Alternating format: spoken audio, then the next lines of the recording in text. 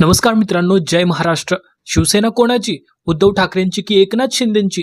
गेल्या 4 वर्षापासून महाराष्ट्राच्या राजकारणाला हादरवून सोडणाऱ्या या प्रश्नावर आता सर्वोच्च न्यायालयात निर्णायक सुनावणी सुरू आहे।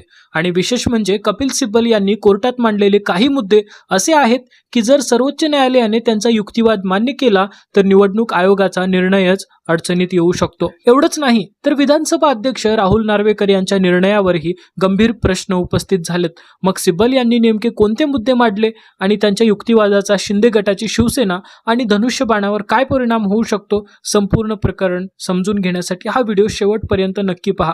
सर्वात आधी महत्त्वाचा मुद्दा म्हणजे राजकीय पक्ष आणि विधिमंडळ पक्ष यांच्यातला फरक। कपिल सिब्बल यांचा युक्तिवाद असा आहे की काही आमदार एकत्र आले आणि त्यांच्याकडे विधानसभेत बहुमत आहे म्हणून ते संपूर्ण राजकीय पक्ष ठरू शकत नाहीत। राजकीय पक्ष म्हणजे केवळ आमदारांचा गट नाही तर त्यांची संघटना, पदाधिकारी, सदस्य आणि पक्षाची अधिकृत रचना असते।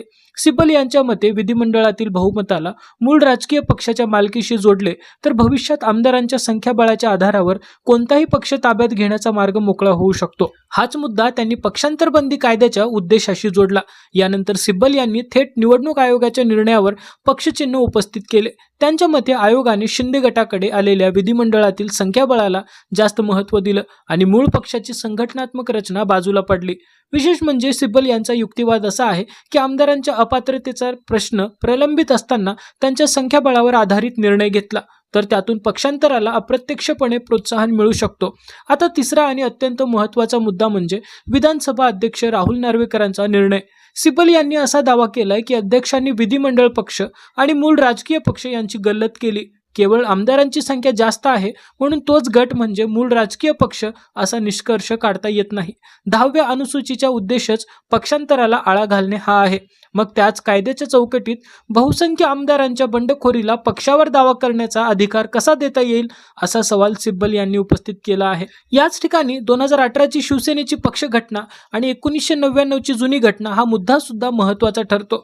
सिब्बल यांनी कोर्टासमोर प्रश्न उपस्थित केला की पक्षातील वादाच्या वेळी लागू असलेल्या पक्ष घटनेऐवजी जुन्या घटनेचा आधार कसा घेतला गेला। त्यांच्या मते ज्या घटनेच्या आधारावर दोन्ही गटांनी सुरुवातीला आपले दावे मांडले त्याच घटनेकडे दुर्लक्ष करून नंतर दुसऱ्या घटनेचा आधार घेण्यात आला तर संपूर्ण निर्णय प्रक्रियेवर प्रश्न निर्माण होतो। यानंतर सिब्बल यांनी बंडखोरीच्या पहिल्याच दिवसाची परिस्थिती कोर्टासमोर मांडली।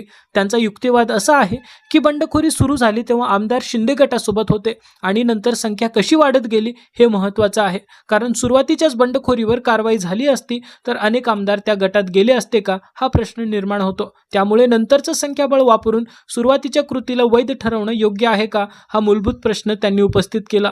अशाच एका जुन्या पक्षांतर प्रकरणाचा संदर्भ देत सिब्बल यांनी सांगितलं की नंतर वाढलेली संख्या वापरून सुरुवातीच्या बंडखोरीला वैधता देता येऊ शकत नाही।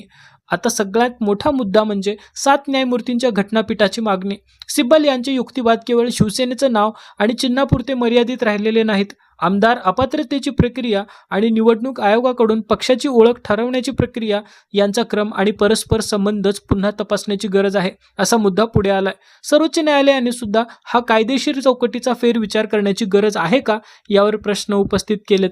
आणि शेवटी धनुष्यबाण चिन्हाचा मुद्दा। सिब्बल यांनी असा पर्यायही मांडला आहे की जर धनुष्यबाण चिन्ह ठाकरे गटाला देणं शक्य नसेल तर कोणत्याही गटाला देऊ नये आणि चिन्ह गोठवावं। हा मुद्दा राजकीय दृष्ट्या मोठा ठरू शकतो, कारण सध्या शिंदे गटाकडे शिवसेना हे नाव आणि धनुष्यबाण अधिकृत चिन्ह आहे। त्यामुळे न्यायालयाने या निर्णयात बदल केला तर त्याचा परिणाम केवळ कागदोपत्री न राहता महाराष्ट्राच्या राजकारणावर थेट होऊ शकतो। पण इथे एक गोष्ट स्पष्ट आहे, सिब्बल यांचे मुद्दे मजबूत वाटत असले तरी अंतिम निर्णय सर्वोच्च न्यायालयाचाच असणार आहे। न्यायालय शिंदे गटाच्या आमदारांना थेट अपात्र ठरवू शकते का की विधानसभा अध्यक्षांचा निर्णय रद्द करून प्रकरण पुन्हा त्यांच्याकडे पाठवायचं यावरही न्यायालयाने प्रश्न उपस्थित केलाय।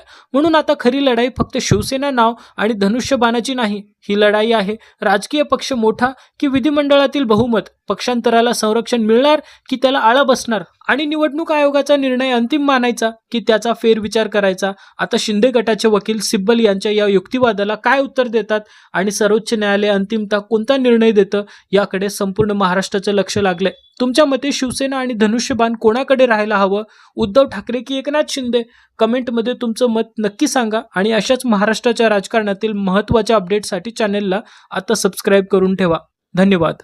क्या आप भी मुस्कुराने से झिझकते हैं? दांत पीले हैं? मुस्कुराना बंद मत करो। अपनाएं परफोरा पर्पल मैजिक व्हाइटनिंग सीरम। इसे इस्तेमाल करना है बहुत आसान। पाएं चमकते सफेद दांत तुरंत।